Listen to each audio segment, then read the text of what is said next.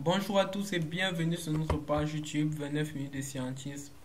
Aujourd'hui, nous allons vous présenter un jeu réalisé en C et également nous allons vous faire une brève présentation sur le C. Mais pour la présentation sur le C, je vais vous mettre en lien de description un lien vers cette présentation et vous irez là-bas pour pouvoir lire la genèse de C, comment on compile un programme, etc. en C. Donc ici, je vais juste vous expliquer comment le code fonctionne et vous parler brièvement de quelques fonctions de base. Avant de commencer à expliquer, je vais tout d'abord vous expliquer comment le jeu fonctionne. Ensuite, je vais jouer et après avoir joué, je vais vous expliquer certaines petites notions que vous devriez savoir.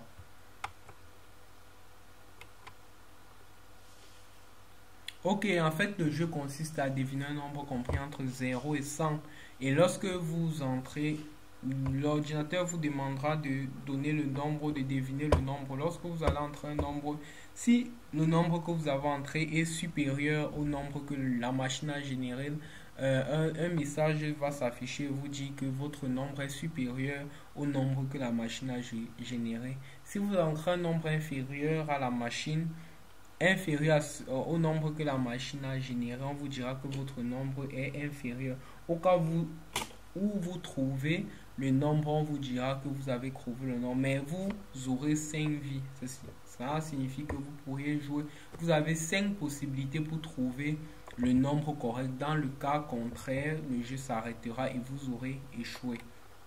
Ok, si vous avez compris le principe du jeu, nous allons lancer, nous allons compiler notre code. Comme vous voyez, nous avons l'entête Secret Number Game, ça c'est le nom de vos jeux. Bon, à chacun de designer comme il voudra. Bienvenue les gars, et nous avons quel est votre nom. Donc on vous demande d'entrer votre nom. Je vais entrer par exemple mon nom, Chris. On me demande de deviner un nombre entre 0 et 100, bien sûr, je prends 50. On me dit le nombre le nombre à deviner plus grand que 50, c'est-à-dire que mon nombre est petit. Donc je dois choisir un nombre plus grand que 50. Je prends 75 par exemple. On me dit le nombre à deviner plus petit que 75. Là déjà, je peux savoir que mon nombre entre 0 et 75. Donc je peux prendre un nombre comme 65 par exemple. Pour voir en entrant 65, on me dit que le nombre à deviner plus petit que 75. C'est-à-dire que mon nombre entre 0 et 65. Je prends par exemple 60 ou bien 58. Disons 58. On me dit que le nombre à devient plus petit que 58. Ça veut dire que c'est entre 50 et 58. Je prends par exemple 56. Vous voyez, bravo, finalement trouvé. Bravo Chris, ton score est de 20 sur 100. Ça signifie que j'ai réussi à trouver finalement le nombre que la machine a généré. Ce nombre était 56. Ok, prenons le cas où on ne trouve pas le nombre. Devinez. Bon, on me dit quel est ton nom. Je remets Chris. Disons que je vais entrer le même nombre chaque fois en étant sûr que ça ne donne pas 5 fois. Vous voyez, ok. Vous voyez, désolé Chris, tu as échoué retentachant le nombre à deviner était 95. Et vous voyez que j'ai eu, si vous comptez bien, j'ai joué en 5 fois. Après 5 tentatives, le jeu s'est automatiquement arrêté. Donc ça c'est la petite explication par rapport au jeu vidéo. Maintenant je vais juste vous expliquer brièvement comment fonctionne le code ici. Je vous donne juste quelques notions ici. C'est le C, nous avons les types entiers, nous avons les types les types flottants, nous avons les types double, nous avons les caractères. Donc ici nous déclarons une variable succès et nous assignons à cette variable succès 0. Juste en cas de rappel, 0 signifie en fait, ici en fait nous voulons que succès soit une variable de type booléen. Ça signifie que nous voulons qu'elle est true, false. Mais en fait, en C, nous n'avons pas encore de type booléen. Ça signifie que 0 ici représente faux et 1 signifie représente vrai.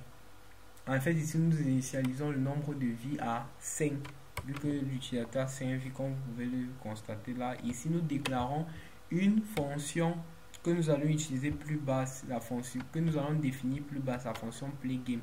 Là, maintenant, nous entrons dans la main fonction qui est... nous entrons dans la fonction main. La fonction main, en fait, c'est la fonction main, là où lorsque nous compilons notre programme, c'est cette fonction-là qui va s'exécuter. Et elle peut utiliser des fonctions que nous avons définies hors, par exemple, comme la fonction playGame. Nous demandons, nous initialisons ici la variable name qui va contenir le nom de l'utilisateur. Ici, là. Ensuite, nous générons le nombre, un nombre entre 0 et 100 parce que sRang time nul nous permet de générer un nombre, mais ce nombre n'est pas délimité. Et maintenant ici là avec la fonction rand pourcentage 100, ici on nous permet de limiter ce nombre là entre 0 et 100 parce que vous savez que tout nombre modulo 100 est compris entre 0 et 100.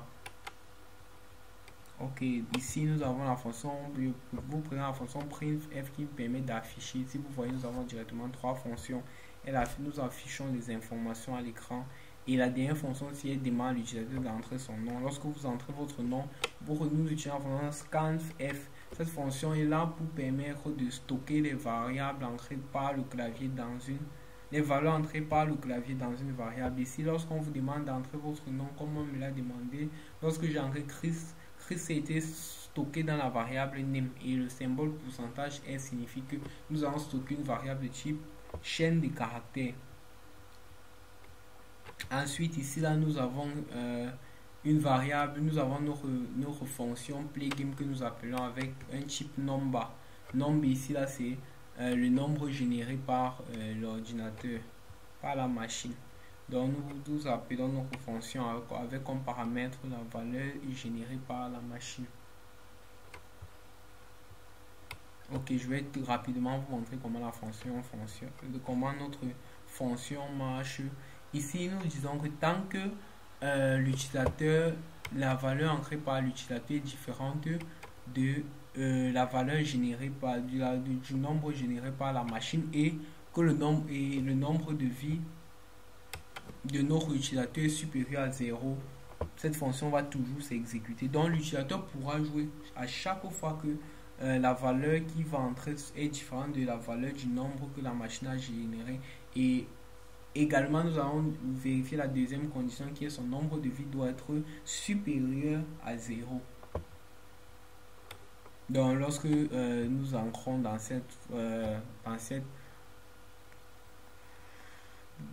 nous entrons dans notre while, nous demandons à l'utilisateur d'entrer une valeur, un nombre à deviner. Par exemple, il va entrer son nombre. Après, on va vérifier est-ce que le nombre qu'il a entré est égal au nombre que la machine a généré. Si c'est égal au nombre que la machine a généré, tant mieux, ça veut dire qu'il a réussi. C'est pour ça que à success nous assignons à success 1 qui représente vrai, comme je vous l'ai dit plus haut. Et nous affichons à l'écran que notre joueur a gagné. Dans le cas contraire, si la valeur que l'utilisateur a entrée est supérieure à la valeur de la variable que la machine a générée, qu'est-ce qu'on affiche à l'écran? On affiche à l'écran que le nombre à deviner plus petit parce que il entre un nombre plus grand. Il entre un nombre plus grand que le nombre généré par la machine. Ça signifie que là, normalement, le nombre il est censé entrer plus petit. C'est pour ça qu'à l'écran, nous allons afficher que son nombre est plus petit. Et nous allons diminuer son nombre de vies vu qu'il a raté. Vu que le nombre qu'il a entré n'est pas égal au nombre que la machine a généré. Et dans le cas concret, L signifie que dans le cas concret, si son nombre n'est ni égal au nombre généré par la machine, ni supérieur au nombre généré par la machine, c'est-à-dire que son nombre qu'il a entré est comment inférieur. C'est-à-dire que le nombre à deviner est plus grand. Donc ici, nous allons afficher à l'écran que le nombre à deviner est plus grand et nous allons diminuer le nombre de vies parce qu'il n'a pas trouvé, parce que son nombre n'est pas égal au nombre généré. Et vous verrez que notre while, nous allons sortir quand nous allons sortir finalement, nous avons deux conditions pour que ça sorte. Soit il va trouver, Parce que s'il trouve, si la valeur ancrée égale à la valeur du nombre généré par l'ordinateur, cette condition-ci sera fausse, il pourra sortir de cette boucle. Soit son nombre de vies sera inférieur ou égal à 0. Donc son nombre de vies inférieur ou égal à 0, il va aussi sortir. Et maintenant, lorsqu'il va sortir, nous allons vérifier la valeur de succès. Succès est vrai uniquement lorsque l'utilisateur a trouvé, lorsque notre utilisateur, son nombre qu'il a ancré est égal au nombre généré par la machine. Dans le cas concret, vous voyez qu'on n'a fait aucune opération sur succès. Donc succès sera tout égal à 0 qui représente faux. Et 0 bien sûr représente faux vu qu'on a initialisé notre variable succès ici à 0. Donc lorsque l'utilisateur finit de jouer, lorsqu'il va sortir grâce à une de ces deux conditions, on va venir vérifier est-ce que la variable succès égale à 0. Si la variable succès égale à 0, ça veut dire qu'il n'a jamais trouvé notre nombre. Donc il est sorti uniquement parce que son nombre de vies a été égal à 0 ou inférieur à 0. Donc on va afficher à l'écran, désolé monsieur X, tu as échoué. On va lui demander de retenter sa chance et ici on va afficher le nombre qu'il était censé deviner. Et dans le cas concret, succès vaudra 1. Si succès n'est pas égal à 0, succès vaudra 1. Et là, on va afficher à l'écran, bravo, monsieur X, ton score est 2. Et c'est par nombre de vies fois 20. Je dis nombre de vies fois 20, pourquoi? Parce que son nombre de vies peut être égal soit à 5, soit à 4, soit à 3, soit à 2, soit à 1. S'il a 5, on fait 5 fois 20, ça fait 100. Si égal à 1, on va faire 1 fois 20 qui donne 20. Donc, en fonction du nombre de coups qu'il aura à jouer, son score sera plus ou moins élevé. Après là, c'est juste pour la décoration et ça la marque la fin de notre fonction principale. Vu qu'on retourne 0, ça n'a vraiment aucun impact. Donc, ce qu'il faut retenir ici, c'est que nous avons ici une fonction main. La fonction main ici, c'est là où tout notre code serait à exécuter et notre fonction main peut utiliser d'autres fonctions définies hors de cette fonction, comme par exemple playgame ici que nous avons utilisé. Et lorsque nous voulons définir une fonction plus bas, nous devons faire comment? Nous devons la déclarer en haut comme nous l'avons fait ici là. Nous avons déclaré la fonction playgame avant d'aller la définir plus bas. Et pour éviter la confusion ici, nous verrons que l'assignation c'est égal. Lorsqu'on veut assigner, on veut dire qu'une variable reçoit telle valeur, on utilise égal. Mais si on veut regarder l'égalité, on veut utiliser double égal. Double égal signifie on veut vérifier si deux variables sont égales. Et ici nous avons différent qui est le signe d'exclamation et égal. Donc en fait, voilà un peu comment notre programme fonctionne. Je ne sais pas si vous aurez les questions. Si vous avez les questions, vous pouvez les poser en commentaire, partager, liker. Nous sommes vraiment contents que vous avez disposé de votre temps pour regarder notre vidéo. À la prochaine.